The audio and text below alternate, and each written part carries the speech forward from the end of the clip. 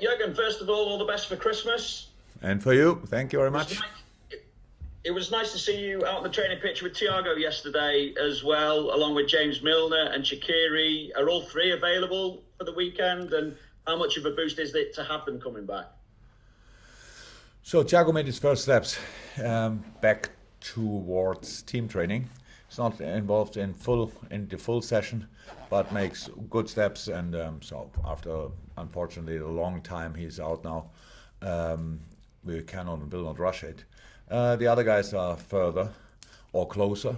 Shaq anyway trained really good, and Millie yesterday and today.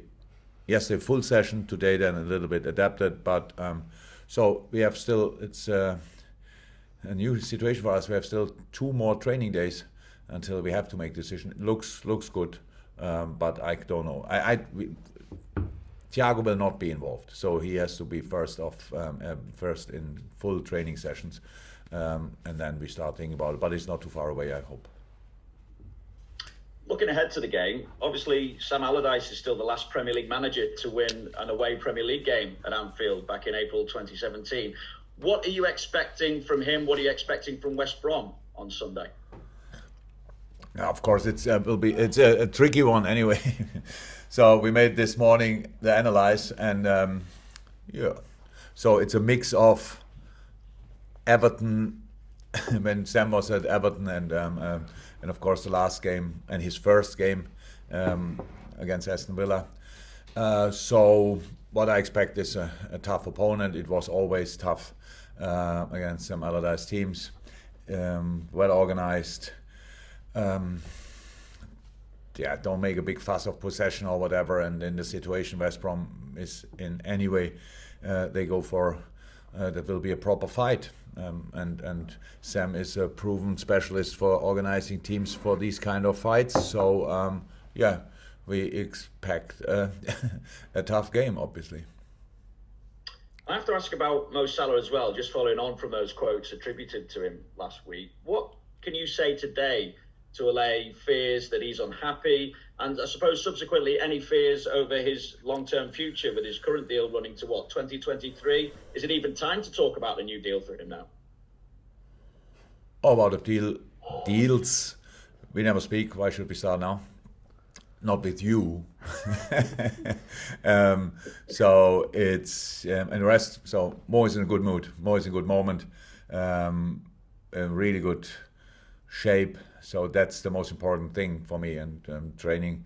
Okay, today were no cameras, and no, you would have seen him laughing a lot. He enjoyed the session, so that's good as well. And all the rest is for sure nice for all of you to write about, but internally, nothing really. Okay, fantastic. Thank you, Vinny. Simon Crabtree from PLP next. Oh, you're on mute, Simon. You're not as loud as your jumper, so you've got to if you could take yourself off mute. There we go. I thought you did that bit. I have to do everything this side, don't I? Crikey. No, go on. I asked my question there. I can't repeat it, I'm sure. So Jurgen, next one, please. You mentioned about the analyst's job there, and in terms of how Big Sam did change it. How exactly has that changed things for you then, in terms of the way that they can prepare and how you can prepare? I would say they have a lot more information about us than we have about them. I think because Sam had only a few days before the Aston Villa game, now he had a full week. That's a big difference as well. Not a lot of changes for the first game. He was in charge, but now obviously they have to replace Livermore. They could change system, they could do a lot, but that's why. Look, most of the time when we prepare a game, we have to use the games they played, the last 3-4 games they played before they meet us or face us, and then we play them and they play a completely different way against us, because it's obviously with the football my boys played in the last couple of years, that a lot of people think to change a few things when they face us. So it's always tricky. But anyway, we do the analyze, and we try to get as much information out of it as we can. but we never can be sure. So we focus mainly on the things we can influence, and that's it, pretty much. So hopefully we'll have the ball a lot. If we have the ball a lot, we have to create. If you create, you have to do that together. If you lose a ball in these moments, you have to be there for counter press, these kind of things. So I prefer knowing a lot about the opponent, but most of the time I don't know a lot, because, how I said, they come to us, and when they played 6 times in a row with 4 in the back, they come to Liverpool and they have 5 in the back all of a sudden. So we will see. Being number 1 at Christmas is quite a big thing in this country. I'm sure Mariah Carey would tell you that. But you're the first you're the first Premier League side that has been number 1 in the Premier League table for 3 successive seasons in Premier League history. So what does that mean right now in terms of everybody, even more so maybe gunning for you? And what does that mean in terms of how you keep the mentality as sharply focused as you did last season going onwards?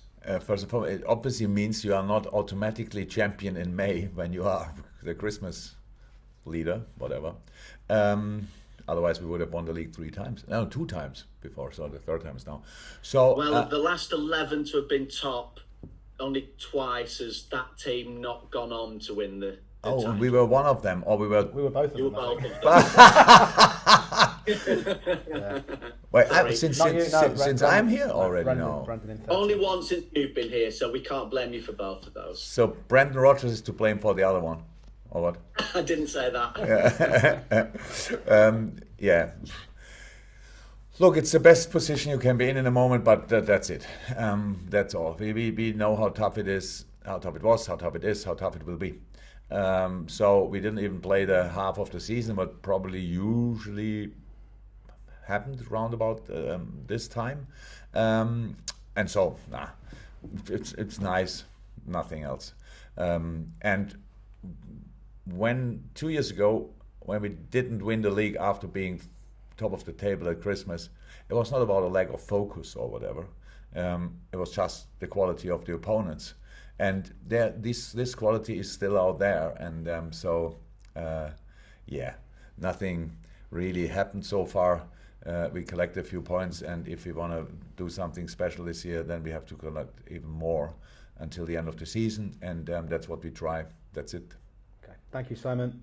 We go to James Mountford from BBC Merseyside, then Carl Malcolm from Press Association, Nate Williams, and that will be it for the open section. But James Mountford, Merseyside now. Hello, Jurgen, and happy Christmas again. And for you. Good to see. Thank you very much. Good to see Alex Oxlade-Chamberlain back on the field against Crystal Palace.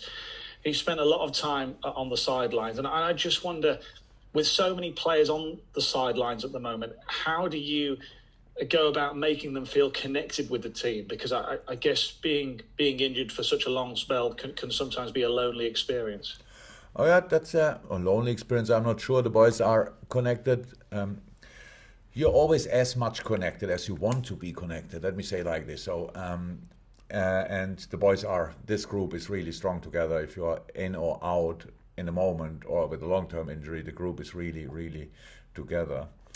And so it's more now about, of course, finding the right moments. And most of the time so far we had to play with, I think, the 3 or 4 midfielders we had. Now looks like a few are coming back, which is very important. I really hope that we have the choice for a longer time, because then we can really work with it. But you cannot just make then changes because the boys are sitting again on the bench and are available, because rhythm is a very important thing. And now we try to do that with training sessions this week, a very important week for all of them, because we have. Today was the first proper -3 session, I think, since we started again, if I'm right. So -3, 11-11, tactical stuff, full throttle, everything in, pressing, counter-pressing, all the stuff. We didn't have that anymore. And this is like, that's the most similar session you can have to playing a football game. And so these things are really important, and we try that. But the boys are connected, the boys are important, and we will use them. But it will now not be always the case. Don't know which game was it. Tottenham, when we didn't make a substitution. They were all without rhythm, and the game was really intense and stuff like this. So it was a tricky one. But in the last game now we could make subs, which helps. I think they are all now, especially Ox is now a step further. He trained today. Really had a really good session, and it was over. And it was intense. And then he asked the fitness coach if he can do a little bit more. So so there's still something to come. So I'm really looking forward to it. And there can't be too many teams who've conceded 7 in a league game and still have the best goal difference in the Premier League. I just wonder if that Crystal Palace win almost chalked off that Aston Villa defeat, or do you not really think about that? Oh yes, I thought about it, because 7 is a very a number you don't see that often in football, and you don't want to see it on the one side, and it doesn't happen a lot that you see it on the other side. So no, I after the game immediately I thought, so okay, now we cancel that out, which is important. But apart from that, it was not that we mentioned the Aston Villa game constantly to keep the boys going. This game against Crystal Palace is not a benchmark which we now to try to do all the time, as much as the other one is not something we talk constantly about it. So it happened. It was a good day. We are very clinical with our chances. The goals were exceptional, and the game was anyway tough, and the boys realized it. That was for me the most important thing. The first half, yes, we were 3-0 up, but it was not a first half for being 3-0 up. This is a first half for maybe 2-2. Stuff like this. But then how we deal with the situation in the second half was exceptional, I have to say. And so all good, but even the goal difference in the moment is not really important. Fantastic. Thank you, James. All the best to the sensational Carl Markham. Sensational. Thanks, man. Hi, Jurgen. Hi. Oh. Sadio's scored his first goal in 10 games against Palace, but no one's really spoke about the fact that he wasn't scoring. I didn't even know it. Well, that's the thing. I mean, so does that suggest sort of that his importance to the team obviously is more than that anyway? But the fact no one was talking about he wasn't scoring goals suggests that he's doing other things as well and still performing quite well. Honestly, I would have lost everything if I had to bet on it. How many goals scored Sadio Mane in the last 10 Premier League games? If that would have been as one option to answer one, would have been the last one I would have chosen. I have no idea. He only scored once. So a second ago we speak about the brilliant goal difference we have now, or the best, not brilliant, but the best in the league. So and then I realized that one of our best players, one of the best players in the world, didn't score for a while. I could just answer with, who cares? He played exceptionally well. He's in really good shape. He's unbelievable difficult to defend. If Sadio has the ball, you need to, as an opponent, you need to put pretty much 2-3 players on that side, and it opens up for us a lot of things. So it's I was not concerned, but scoring then is for the boys obviously really important. How it was then now, how Bobby obviously liked it when he scored 2 weeks ago. We spoke about him. Then since then he scored, I think, 3 or 4 goals. I'm not sure. So now if Sadio starts scoring now again, I have absolutely no problem with it. But it was not about his performances. The performances were really, really good. And just to maintain the goal scoring theme, Salah has got 13 in 13 Premier League matches, which is his best return in the Premier League at this stage of the season.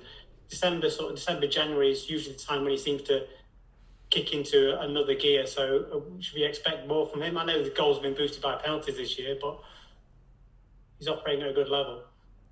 He is. Yeah. So maybe... So I think there's always just things to talk about. He didn't start the last game. All the things what I heard after about what could be the reason. And then he came on and scored 2. I think in his first season, he didn't start against Stoke, came on and scored 2. So obviously, it doesn't need a long time anyway, and yes, in a good moment. It was really, and I hope it stays like this. So that's the most important thing. All the boys were obviously in a good moment. That's why we have the points we have so far, and so now it's much more important that we really keep going, because everybody knows that the toughest period of the season is now ahead of us. So it's the Christmas period, which is always a tough one this year as well. So we have to make sure that we get through this with the right results. Okay. Thank you, Carl. All the best to you as well. And just before we go to the final question in the Open, we'll be coming to the embargoed section for the dailies next. If you could, those of you who can, raise their hands. And just a reminder, I might not be able to get to everybody, but Nate Williams to finish the opener for this. Nate.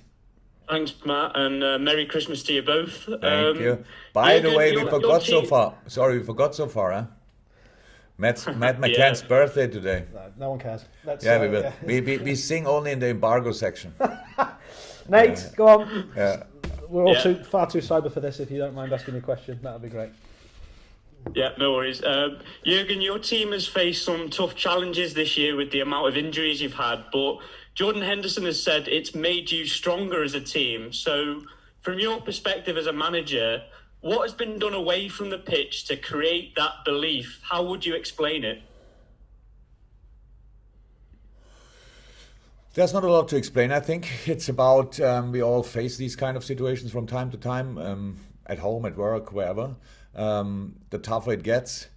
In a good family, in a good working environment, the more you stick together. So that's how it is, and that's why. That's actually the only way how I understand it, how you should respond to it. And it is tough. It was tough, and it will stay tough. Not only for us, but for us as well. And so then it's about you. Do you get? Do you put your head down or do you put your head up? That's how it is. Do you want to fight against it or do you accept it? All these kind of things. And the boys, how I said, we have a pretty impressive group here, and they find always a way and a reason to fight against it. And that's what we did so far, and that's what we will keep doing. Fantastic. Okay.